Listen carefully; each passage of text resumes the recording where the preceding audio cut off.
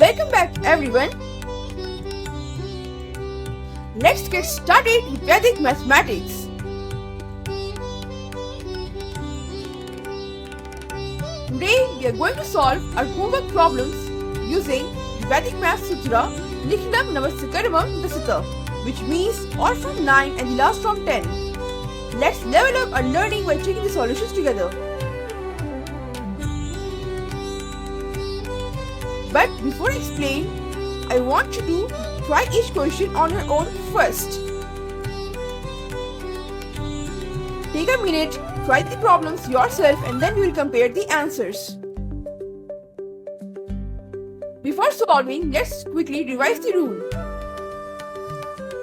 If the minuend is larger, subtract normally. If the minuend is smaller, take the complement of each digit. Remember, all from 9 and the last from 10. And at the end, subtract 1 from the last column of the minuend. Keep these in mind while solving. Now let's begin with the first problem. Consider example 1. Subtract 48 from 63. Here, you will see that 3 is smaller than 8. That is, minuend is smaller than the subtrahend. So what we'll do? We'll use Niklam Namaskaramam Dasata here. So we are going to subtract 8 from 3. What we get? We got minus 5. When minus 5 is added with 10, we got 5, which is a complement we obtain after subtraction. So here we have written 5. 6 and 4 are the two elements of the last column are for subtraction. So what we will do, instead of subtracting in a manner like 6 minus 4, we'll do 6 minus 4 minus 1. And in this way we solve our first example. This is our final result as 15. Now consider example 2. Subtract 549 from 836. Now what we are going to do? Again, when you observe the first column of subtraction, you find that minuend is smaller than subtrahend. That is, 6 is less than 9. So we know the rule. All from 9 and the last from 10. So here we are going to take the complement from 10. For this we are performing subtraction. When 9 is subtracted from 6, we got minus 3. When minus 3 is added with 10, we got 7. Now step 2. Here also we saw that 3 is lesser than 4. That is, minuend is lesser than subtrahend. So we remember the rule. What? All from 9 and the last from 10. So here we are going to take the complement from 9. So what we are going to do? We will subtract 4 from 3 and we got minus 1. When minus 1 is added with 9, we got 8. Hence 8 is written here as answer. So the first two digits we obtained for the subtraction are 8 and 7. Now we are going to perform the subtraction for our last column. Step 3. Here you see that instead of performing like 8 minus 5, we will proceed as 8 minus 5 minus 1. So what we got? 2. So the result is 287.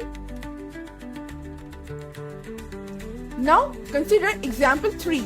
Here we are going to subtract 425 from 8751. So again, the rules are very simple. All from 9 and the last from 10.